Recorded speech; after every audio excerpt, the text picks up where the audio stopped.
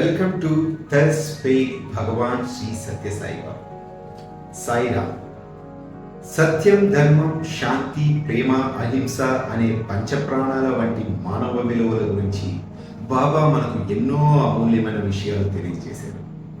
ఈ విలువల గొప్పతనాన్ని, ముఖ్యంగా ధర్మనిరతి, సత్యసంధత మరియు తల్లి మాటకు కట్టుబడి ఉండటం యొక్క ప్రాముఖ్యతను వివరిస్తూ బాబా చెప్పిన ఒక స్ఫూర్తిదాయకమైన కథను ఇప్పుడు విన్నామా?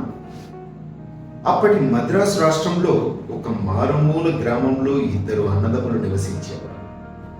అన్న ధర్మాత్ముడు, మంచి ఆలోచనలు, మంచి పనులలో నిమగ్నమై ఉండేవాడు. వారి కుటుంబం పేదది. తమ్ముడు చెడు సాంగత్యంలో పడి చెడు ఆలోచనలు, చెడు పనులకు అలవాటు పడ్డాడు. చెడు సాంగత్యంలో పడటం సులభం, కానీ మంచి సాంగత్యం అంత సులభం కాదు. ఒక పెద్ద బండరాయిని కొండపై నుండి కేవలం నెట్టడం ద్వారా కిందికి తోసేయచ్చు, కానీ అదే బండరాయిని కొండపైకి తీసుకెళ్లడం భగీరథ ప్రయత్నం వంటిది. అదే విధంగా ఉన్నత స్థానానికి ఎదగడం చాలా కష్టం, కానీ పతనమవ్వడం చాలా సులభం. తను చేసిన చెడు సాంగత్యం కారణంగా తమ్ముడు చెడు మార్గాల్లో పడిపోయాడు. చెడు సాంగత్యం ప్రేరేపించడంతో అతను తన అన్నపై ద్వేషం పెంచుకున్నాడు. తన అన్న సంపాదించిన ఇంటిని స్వాధీనం చేసుకోవడం కోసం అతను తన అన్నపై కోర్టులో దావా వేశాడు. ఆ ఇల్లు పిత్రార్జితం కాదు. తమ్ముడు తన అన్నను కోర్టుకు లాగి అతన్ని బాధ పెట్టాడు. లాయర్లు తమ్ముడు ఇచ్చిన డబ్బుకు ఆశపడి అతని దురుద్దేశాలకు లొంగిపోయి కేసు కూడిపోయాడు. అన్న ఆస్తిపై తన హక్కును కోల్పోయాడు. సత్యం, ధర్మం లేకపోవడం చూసి అన్న చాలా బాధపడ్డాడు. కుమిలి కుమిలి మరణించాడు. అతనికి ఒక భార్య, ఒక కొడుకు. అతని భార్య తన కొడుకుకు గౌరవప్రదమైన జీవితాన్ని ఇవ్వాలని నిశ్చయించుకొని కొడుకును మద్రాసుకు తీసుకువెళ్ళింది. సరైన ఆహారం, నీడ లేకుండా వారు చాలా కష్టపడ్డారు. కాలక్రమేణా ఆ భార్య కూలి పని చేసి కొద్దిపాటి డబ్బు సంపాదించి తన కొడుకును పోషించడం ప్రారంభించింది. తనకు మంచి భవిష్యత్తును కల్పించుకోవాలని నిశ్చయించుకున్న ఆ కొడుకు అనేక కష్టాలను భరించాడు. అతను దాన ధర్మాలు చేసే చోట భోజనం చేశాడు. వీధి దీపాల కింద చదువుకున్నాడు. ఒక కప్పు కాఫీ తాగడానికి కూడా అతని వద్ద పైసా లేదు. అన్ని కష్ట నష్టాలు ఉన్నప్పటికీ ఆ బాలుడు విద్యను అభ్యసించాడు. నేటి ఇంటర్మీడియట్ అప్పట్లో FA అని పిలువబడేది. ఆ బాలుడు FA పరీక్షలో ఉత్తీర్ణుడయ్యాడు. తన కొడుకు పరీక్షలో ఉత్తీర్ణుడయ్యాడనే వార్త విని తల్లి చాలా సంతోషించి కొడుకును మనస్ఫూర్తిగా ఆశీర్వదించింది. ఆమె ఇలా చెప్పింది: నాయన, ప్రబలంగా ఉన్న అన్యాయం, అధర్మానికి మీ నాన్న గుండె పగిలి చనిపోయారు. న్యాయదేవత కూడా మనకు వ్యతిరేకంగా ఉన్నట్లుంది. నేటి ప్రపంచంలో న్యాయం ఉన్నట్లు కనిపించడం లేదు.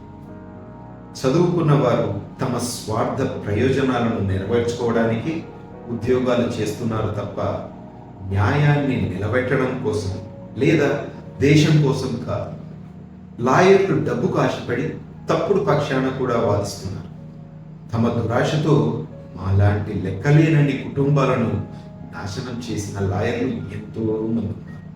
కానీ అలాంటి లాయర్ల పిల్లలు సంతోషంగా, శాంతిగా జీవించడం నేను చూడలేదు. ఆ లాయర్ల సంపాదనను వారి పిల్లలే నాశనం చేయడం నేను చూశాను. మీ నాన్న ఆత్మకు శాంతి చేకూర్చాలంటే నువ్వు LLB చదవాలి. న్యాయవాద వృత్తిని స్వీకరించి న్యాయాన్ని నిలబెట్టి ఉద్ధరించాలి అని చెబుతూ ఆమె తన కొడుకును ఆశీర్వదించింది. ఈ విధంగా తల్లిచే ఆశీర్వదించబడిన ఆ కొడుకు ఆమె కోరిక మేరకు న్యాయశాస్త్రాధ్యయనం చేపట్టాడు. తల్లి మాటలు గుండెలో, చెవుల్లో మారుమోగుతుండగా కష్టపడి చదివి పరీక్షలో ఉత్తీర్ణుడయ్యాడు. నెమ్మదిగా అతను తండ్రి ఆత్మకు శాంతి చేకూర్చాలనే లక్ష్యంతో మరియు తన తల్లి మాటలకు కట్టుబడి న్యాయవాదిగా ప్రారంభించాడు.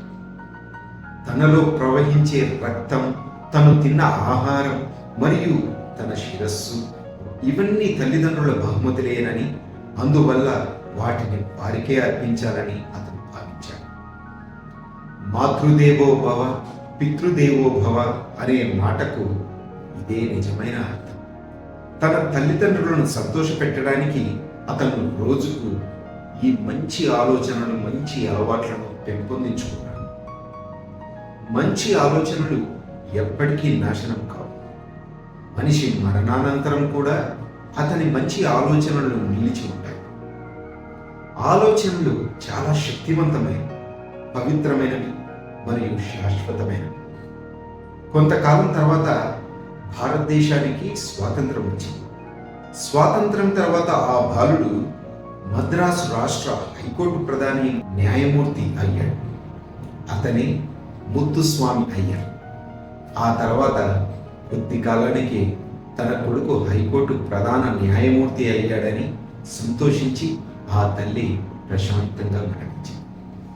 తల్లి మరియు కొడుకుల పవిత్రమైన ఉన్నతమైన ఆశయాలు ఎలా ఫలించాయో దీని ద్వారా మనం చూడవచ్చు. ముత్తుస్వామి అయ్యర్ గొప్ప కీర్తిని పొందాడు, గొప్ప న్యాయవాది అయ్యాడు. ఈ కథని స్వామి ఎంతో చక్కగా వివరించి మనందరినీ కూడా మంచి పనులు, మంచి ఆలోచనలతో ఉండవలసిందిగా స్వామి చెప్పారు. జై సాయిరామ్.